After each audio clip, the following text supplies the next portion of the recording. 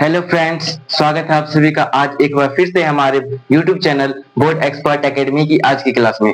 आज हम लोग सीखेंगे क्लास 10th की केमिस्ट्री का 3rd नंबर चैप्टर धातु अधातु। उसमें धातु अधातु में क्या अंतर होते हैं और वो अंतर दो गुणों के आधार पर बताए जाते हैं। पहला होता है रासायनिक गुण, दूसरा होता है भौतिक गुण। तो आज हम इसी टॉपिक को कवर करने वाले हैं कि किसी भी कोई भी धातु हो या अधातु हो उसमें मुख्य कौन से अंतर है और वो अंतर कितने प्रकार के होते हैं। तो दो प्रकार के हो सकते हैं, पहला हो सकता है भौतिक और दूसरा हो सकता है रासायनिक। तो आज इन्हीं के बारे में हम लोग पढ़ेंगे। तो हेडिंग डालते हैं रासायनिक गुण के आधार पर। सबसे पहले हम देखते हैं भौतिक गुण के आधार पर धातु और अधातु में भौतिक धातु और अधातु में भौतिक गुण के आधार पर अंतर। ठीक है, इसे हम लोग सीखेंगे कि धातु और अधातु जो है उसमें भौतिक गुण यानी कि जो हमें उसे देख करके फील कर सकते हैं उसमें क्या अंतर है। तो एक साइड लिखेंगे हम यहाँ पे धातु, दूसरे साइड अधातु, धातु और एक साइड हो जाएगा इधर अधातु। ठीक है, अब इसे हम सीखेंगे कि क्या क्या अंतर है मेनली। तो हम किसी भी धातु को देखते हैं तो कोई भी धातु जो है वो हमें चमकीला दिखाई देता है, वो प्रकाश को क्या करता है, परावर्तित करता है, जिसके कारण हमें चमकीला दिखता है। चाहे कोई भी धातु हो गया, लोहा हो गया, सोना हो गया, चांदी हो गया, इस तरीके की जितने भी धातुएं होती है वो क्या होती है, चमकदार। उनकी सतह कैसी होती है, चमकीली। यानी कि यहाँ पे हम पहला पॉइंट क्या लिख सकते हैं, धातुएं चमकीली होती है, धातुएं चमकीली होती है। उसके बाद अधातु क्या होती है, चमकीली नहीं होती। जैसे सल्फर, क्लोरीन, ये सब क्या होता है, ये चमकीली नहीं होती है, ये चमकीली नहीं होती है। केवल केवल इसमें केमिस्ट्री है तो इसमें अपवाद होगा ही, क्योंकि इसमें क्या करते हैं कि अधातु क्या है, तो उसमें ऐसा है कि इसमें क्या है कि ये चमकीला नहीं होता है, इसमें चमक नहीं होता है। लेकिन एक अधातु जो कि इसके अपवाद में कौन सा, आयोडीन जिसे हम कहते हैं, जो कि हमें हमारे नमक में होता है वो। ठीक है, अपवाद में कौन सा, आयोडीन, ये क्या करता है, चमकते रहता है। क्या करते रहता है, चमकते रहता है। बाकी जितने भी अधातु होते हैं संसार में वो सारे के सारे अधातु कैसे होते हैं, चमकीले नहीं होते हैं। लेकिन केवल आयोडीन ही एक ऐसा अधातु है जो कि अधातु होते हुए भी कैसा है, तो चमकीला है। इसके बाद ये हो गया पहला गुण। दूसरा हो सकता है कि धातु को हम लोग पीट पीट करके उसको पतला चादर बना सकते हैं, या फिर धातु को हम लोग गला करके उसको खींच करके एक लंबा तार बनाया जा सकता है। जैसे सोना सबसे अधिक तन्य धातु है, चांदी, ये सब क्या है, तो ये सब मतलब इसका गुण है एक तन्यता और आघात वर्धनीयता। एक है तन्यता का गुण और दूसरा है आघात वर्धनीयता का गुण। आघात वर्धन्य धातु उसे कहते हैं जिसमें धातु को इसके पीट पीट कर उसे पतले चादर के रूप में बनाया जाता है, उसे आघात वर्धनीयता कहते हैं। और तन्य मतलब धातु को खींच करके लंबा तार बना देना। तो यहाँ पे धातुओं में ये दोनों गुण पाया जाता है। धातु को जैसे लोहे का चदरा होता है तो उसे पीट पीट कर हम लोग क्या बना लेते हैं, चादर बना लेते हैं, उसके बाद गेट बनाते हैं या फिर पलंग चौकी बनाते हैं। उसी तरीके से हम किसी भी धातु का हम लोग क्या बना लेते हैं, तार बना लेते हैं। ठीक है, जैसे कॉपर का तार हो गया, एल्यूमिनियम का तार हो गया, तो उसे खींच करके लंबा बनाया जा सकता है। तो यहाँ पे धातु हम लोग क्या लिख सकते हैं कि धातु जो है, धातु तन्य भी होता है एवं आघात वर्धनीय भी होता है। तन्य एवं आघात वर्धनीय होता है। ये क्या होता है, दोनों होता है। इसके बाद अगर हम अधातु की बात करेंगे तो अधातु न ही आघात वर्धनीय होता है और न ही तन्य होता है। या केवल केवल क्या होता है, भंगुर। भंगुर मतलब जैसे हम अधातु पर हथौड़ी से वार करेंगे या फिर किसी भी ठोस चीज से वार करेंगे, उसे तोड़ेंगे तो क्या हो जाएगा, टुकड़ों में चूर चूर होकर के टूट जाएगा। कौन, अधातु। क्यों, क्योंकि वो क्या है, अधातु है, भंगुर होगा। क्यों, क्योंकि वो क्या है, उसमें आघात वर्धनीयता और तन्यता का गुण नहीं पाया जाता। यानी कि वो पतले चादर के रूप में नहीं बनेगा, न ही वो लंबा तार बनेगा। वो क्या हो जाएगा, भंगुर हो जाएगा, टुकड़ों में टूट करके बिखर जाएगा। तो इसका दूसरा गुण क्या हो सकता है कि यह आघात वर्धनीय, यह आघात वर्धनीय एवं तन्य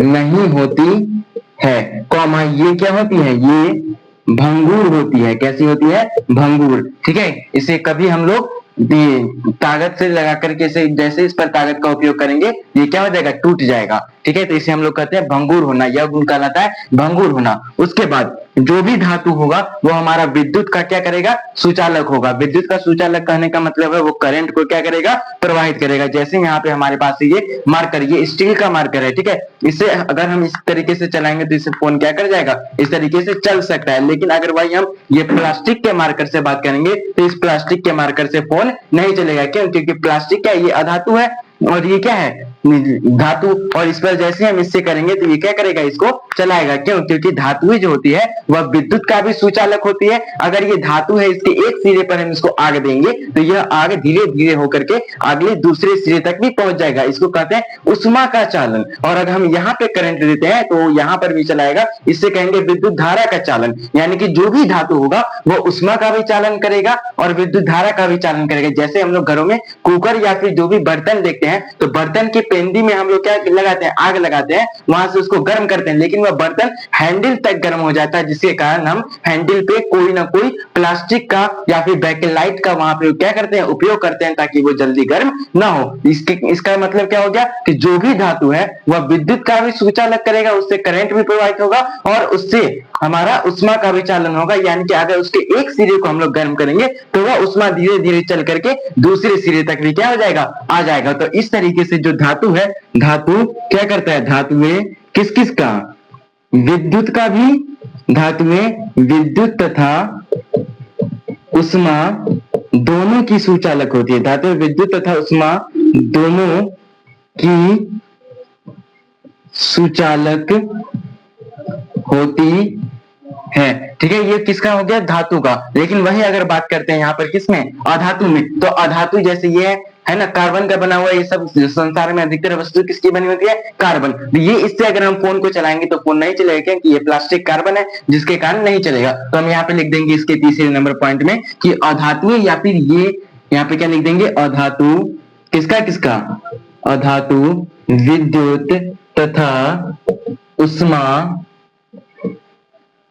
के कुचालक होते हैं। लेकिन एक अधातु ऐसा भी है जो कि कौन है, ग्रेफाइट। जैसे हम पेंसिल को देखते हैं तो पेंसिल में क्या रहता है, आगे लगा हुआ पेंसिल का, जिससे हम लिखते हैं काला वाला भाग, उसे हम लोग कहते हैं ग्रेफाइट। लेकिन ग्रेफाइट क्या है, अधातु है, और वह अधातु होते हुए भी विद्युत और उष्मा का क्या करेगा, चालन करेगा। अगर हम वो ग्रेफाइट निकाल ले उस पेंसिल का बीच वाला भाग और उससे फोन पर दौड़ाएंगे तो उससे विद्युत धारा का चालन होगा, या फिर उसे हम बोर्ड में लगाएंगे और उसको क्या करेंगे, तार लगाएंगे, या फिर उसे छुएंगे तो हमें क्या लग सकता है, करंट लग सकता है। यानी कि अधातु जो है वो विद्युत और उष्मा का कुचालक होता है। लेकिन केवल यहाँ पे कौन सी अधातु, यहाँ पे अपवाद है इसका, कौन सा अपवाद में, कौन सी, ग्रेफाइट जो अधातु है, ग्रेफाइट ये अधातु क्या करता है, विद्युत का चालन करता है, जिसके कारण इसको हम क्या बोलेंगे, अपवाद में। इसके बाद अगला चौथा नंबर पॉइंट, जो भी धातु होगा उसको हम जल्दी आसानी से नहीं गला सकते हैं। ठीक है, जो भी धातु है उसका ना गलनांक ज्यादा होगा न क्वथनांक, मतलब न उसको हम जल्दी वाष्प में बदल सकते हैं, न ही उसको हम जल्दी द्रव में। धातु हमेशा किस अवस्था में रहेगी, ठोस अवस्था में। कौन सी अवस्था में, ठोस। इसे हम न ही जल्दी क्या कर सकते हैं, गर्म करके न ही जल्दी वाष्प में बदल सकते हैं, न ही इसे हम गर्म करके जल्दी द्रव में बदल सकते हैं। यानी कि द्रव में बदलना कहलाता है द्रवनांक, और क्वथनांक मतलब उसको अगर वाष्प में बदल देंगे तो वाष्प में बदलने के लिए एक उष्मा की आवश्यकता होती है, जिसे हम लोग कहते हैं क्वथनांक। तो इसका क्वथनांक और ये क्वथनांक और द्रवनांक क्या होता है, उच्च होता है, या फिर गलनांक बोल सकते हैं। इसका किसका, धातु का, इसका गलनांक, इसका गलनांक और क्वथनांक, इसका गलनांक और क्वथनांक दोनों उच्च होता है, उच्च होता है। ठीक है, इसका गलनांक और क्वथनांक केवल क्या होता है, दोनों ही उच्च होता है। लेकिन इसमें भी अपवाद है, केवल एक ऐसी अधातु जो कि है कौन सी, मरकरी। कौन है, मरकरी, जो कि है क्या, अपवाद। ये क्या है, यहाँ पे अपवाद में लिख देंगे। इसमें अपवाद क्या है, तो मरकरी का अपवाद है। कैसे है वो अभी देखेंगे। मरकरी, जो हम लोग देखते हैं थर्मामीटर में, ठीक है, थर्मामीटर में जो लगा रहता है वो नॉर्मल थर्मामीटर में जिसको हम झाड़ करके चलाते हैं, जो डॉक्टर सर के पास होता है, उसमें जो एक गोल गोल करके चमकीला लगा रहता है उसी को हम लोग बोलते हैं पारा, मरकरी। और वही मरकरी जो है क्या करता है, हमारे कमरे के ताप पर वह किस अवस्था में पाया जाता है, कमरे का ताप मतलब 27 डिग्री सेल्सियस, ठीक है, जब भी बोलेगा कमरे का ताप तो 27 डिग्री सेल्सियस, ठीक है, तो 27 डिग्री सेल्सियस पर ये जो मरकरी है यह कमरे के ताप पर किस अवस्था में पाया जाता है, द्रव अवस्था में पाया जाता है। किस अवस्था में पाया जाता है, द्रव अवस्था, जिसके कारण हम कहते हैं कि धातुओं के गलनांक और क्वथनांक तो उच्च होते हैं, लेकिन केवल एक ऐसा अधातु जो कौन है, मरकरी, यह किस अवस्था में, मतलब 27 डिग्री, जो कि काफी कम तापमान, हमारे शरीर का तापमान कितना होता है 37 डिग्री सेल्सियस, और ये 25 डिग्री सेल्सियस पर ही किस अवस्था में पाया जाता है, द्रव अवस्था में पाया जाता है, यानी कि इसका गलनांक, गलनांक मतलब द्रव में बदलना, इसका द्रव में बदलने का जो ऊष्मा है वो क्या है, कम है। वहीं अगर अधातु की बात करेंगे तो इसका गलनांक और क्वथनांक क्या होता है, निम्न होता है। इसमें सिंपल लिख लेंगे, इसका गलनांक और क्वथनांक, इसका गलनांक और क्वथनांक कैसा होता है, निम्न होता है, इसका गलनांक और क्वथनांक निम्न होता है, ठीक है। इसके बाद हम लोग देखेंगे ये किस अवस्था में पाया जाता है, तो यहाँ पे जो धातु है वो किस अवस्था में पाया जाएगा, ठोस अवस्था में पाया जाएगा, और जो भी यहाँ पे हमारा क्या चीज है, जो भी अधातु है वो ठोस और गैस दोनों अवस्था में पाया जाता है। ये किस अवस्था में पाया जाएगा, ये हमेशा किस अवस्था में, ठोस, या फिर ऐसे लिख सकते हैं ये, या फिर धातुएं ठोस होती है, धातुएं ठोस होती है, धातुएं क्या होती है, ठोस होती है। इसका अपवाद हम क्या लिखेंगे, मरकरी, क्या लिखेंगे इसके अपवाद में, मरकरी, क्योंकि मरकरी कमरे के ताप पर किस अवस्था में पाया जाता है, द्रव अवस्था में, ठीक है। उसके बाद यहाँ पे क्या हो जाएगा,